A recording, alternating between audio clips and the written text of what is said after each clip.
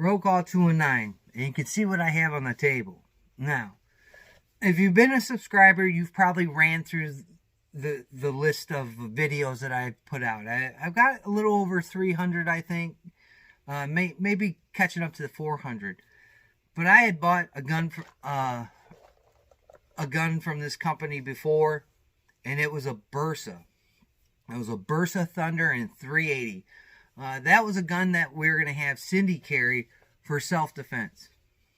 And let me tell you about that gun. It was probably one of the worst buys that I've ever got, to the point where I wanted to just shame myself for buying it. Not only that, that gun broke and it became inoperable. And then when I tried to call Bersa to have the firearm fixed, they gave me some guy that didn't even work for the company, and he was the gunsmith, which was sad, because not only did I call him 3 or 4 times, he never returned my call. And that pretty much, Bersa was dead to me at that point. And I never even looked at any of their new stuff that came out. I walked by their booth, and I just totally shunned them. Well, I was at work the other day, and this gun's been on somebody else's paperwork, and they just couldn't pass a background check.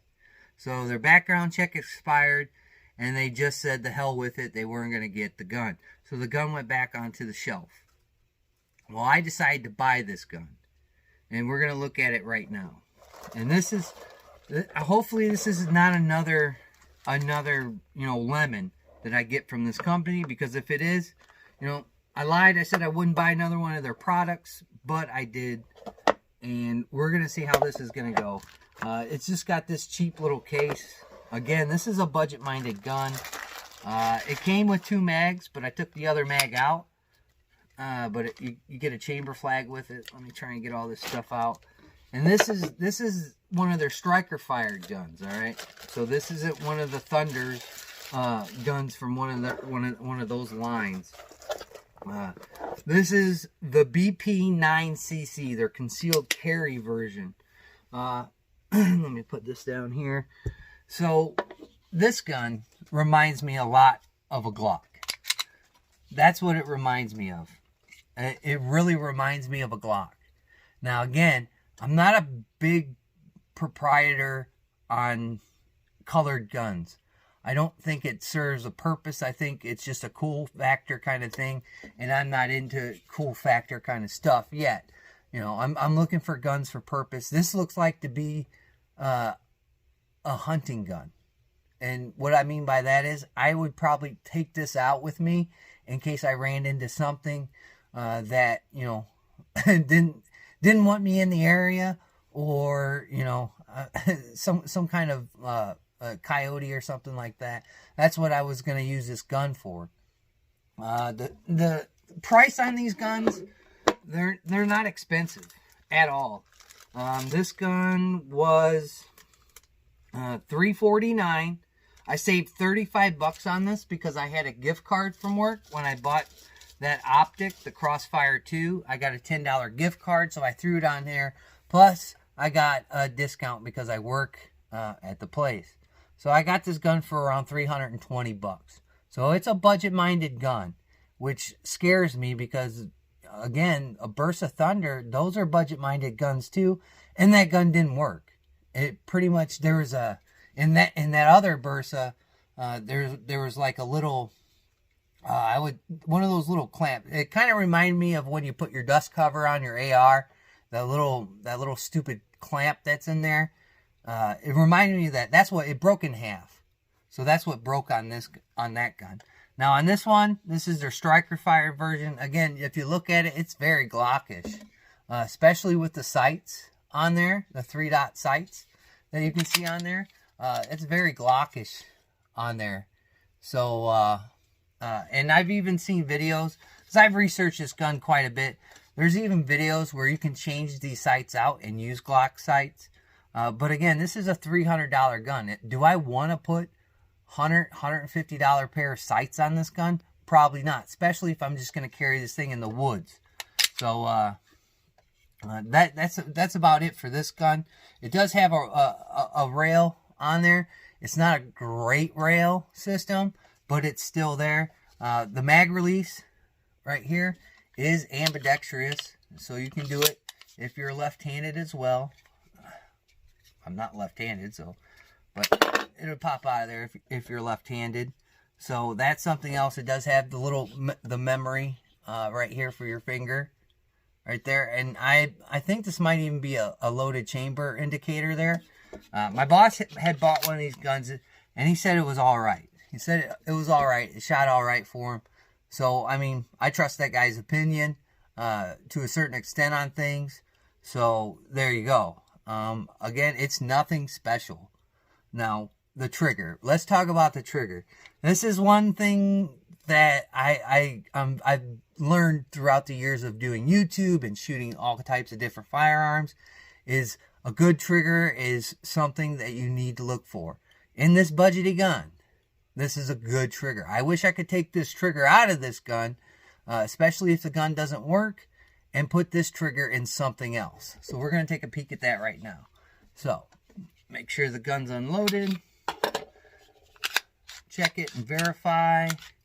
Nothing in there. You can even verify it by sticking your finger in there. So here we go. So there's a little bit of take up there. I don't know if you can see that. There's a little bit of take up there. All right. It's the wall. Oh, haha, magazine disconnect. It's another thing I don't like. So there we go. We gotta do it again. So there's that take up there. It hits the wall, breaks. Now watch this. This is pretty cool. Watch that reset. That's the reset.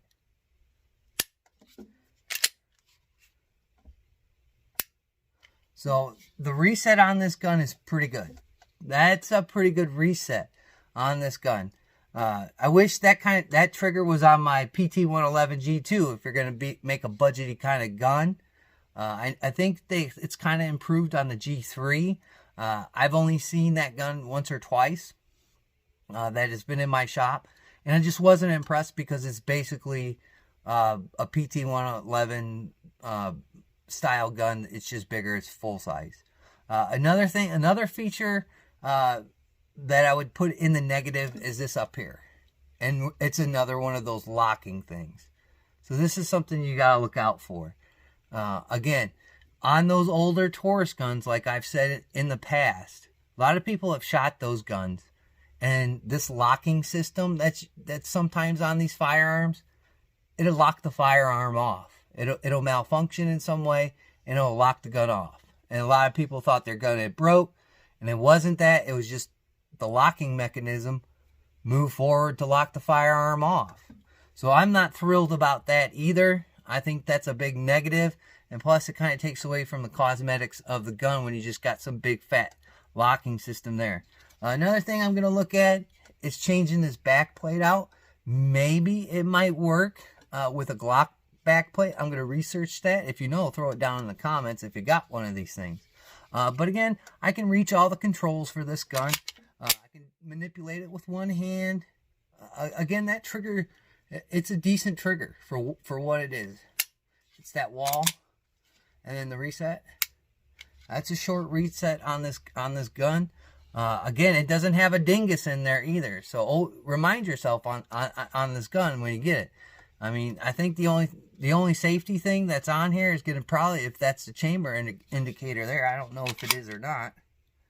Yeah, that's a chamber indicator. So, I mean, that's the only way you're going to know your firearm is loaded, unless you take the magazine out and you look down into the barrel. So, whether or not this gun is going to be a good gun, I don't know. I'm going to go shoot it tomorrow, and we're going to check it out.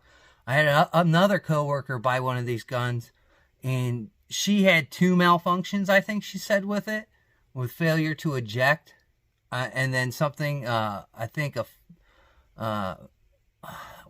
might have been a double feed. I don't know, but she's a little bit newer to guns. So I've never shot with her, so I don't know the full story on it. But those were kind of my sentiments that I got when she told me what was going on with the gun when she shot it. So we'll have to see when we take this thing out. Another thing I want to point out is the grip down here.